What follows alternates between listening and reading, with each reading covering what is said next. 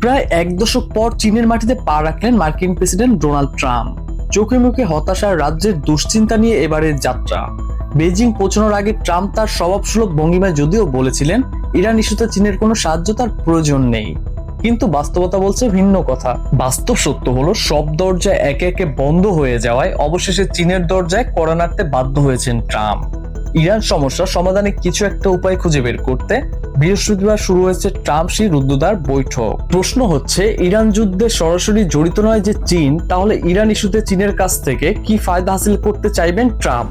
বিশ্লেষকরা বলছেন চীনের প্রেসিডেন্ট শি জিনপিং এর কাছে ইরান ইস্যুতে কেবল একটি দাবি করতে পারেন ট্রাম্প, আর সেটি হচ্ছে হরমুজ প্রণালীর নিয়ন্ত্রণ ছেড়ে দিতে যুক্তরাষ্ট্রের সঙ্গে গলা মিলিয়ে ইরানের উপর চাপ সৃষ্টি করা। কারণ ট্রাম্প ভালো করেই জানেন হরমুজ প্রণালী দিয়ে পণ্যবাহী জাহাজ চলাচল বন্ধ হয়ে যাওয়ায় এর মধ্যেই আর্থিকভাবে বড় ক্ষতির মুখে পড়েছে চীন। দেশটির তেলের বাজার এখন চলছে খুঁড়িয়ে খুঁড়িয়ে, আর চীনের সেই দুর্বলতা কি হরমুজ প্রণালী জট খোলার প্রধান হাতিয়ার হিসেবে ব্যবহার করতে পারেন ট্রাম্প? কিন্তু প্রশ্ন হচ্ছে, চীন কি ডোনাল্ড ট্রাম্পের এমন আহ্বানে সাড়া দিবে? বিশ্লেষকরা বলছেন না, এমনি এমনি ট্রাম্পের কথায় রাজি হয়ে যাবেন না শি জিনপিং। কারণ আমেরিকার বিরুদ্ধে চীনের রয়েছে গুরুতর অভিযোগ। তাইওয়ানের সঙ্গে চীনের দীর্ঘদিনের বিরোধ, তার উস্কানিদাতা যুক্তরাষ্ট্র। তাইওয়ানের কাছে অস্ত্র বিক্রি করে দিন দিন দেশটিকে চীনের বিরুদ্ধে সাহসী করে তুলছেন প্রেসিডেন্ট ডোনাল্ড ট্রাম্প। চীন মনে করছে যুক্তরাষ্ট্র পাশে থাকার কারণেই চীনকে চোখ রাঙানি দিয়ে যাচ্ছে তাইওয়ানের মতো দেশটি।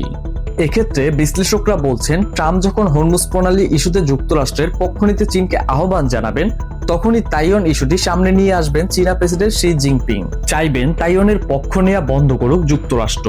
সম্প্রতি তাইওয়ানের কাছে $14 বিলিয়ন অস্ত্র বিক্রির অনুমোদন দিয়েছে মার্কিন কংগ্রেস। রুদ্ধদ্বার বৈঠকে সেই অনুমোদন স্থগিত করার জোর দাবি জানাতে পারে বেইজিং। এছাড়া রুদ্ধদ্বার বৈঠকে এআই প্রযুক্তির লড়াই এবং সেমিকন্ডাক্টর চিপ আমদানির উপর মার্কিন বিধিনিষেধ নিয়ে ট্রাম্পের উপর পাল্টা চাপ দিতে পারে চীন। সেই সাথে ইরানি তেল ক্রয় এবং ইরানকে ড্রোন সরঞ্জাম সরবরাহের অভিযোগে বেশ কিছু চীনা কোম্পানির উপর যে নিষেধাজ্ঞা দিয়েছে যুক্তরাষ্ট্র, সেই বিষয়ে নিজেদের অসন্তুষ্টির কথা স্পষ্ট করে জানাবে বেইজিং। তাছাড়া গত 1.5 বছরে দুই দেশের পাল্টাপাল্টি শুল্ক আরোপের ফলে যে বাণিজ্য যুদ্ধ চলছে তা প্রশমনের উপায় খোঁজার চেষ্টা করা হবে বৈঠকে।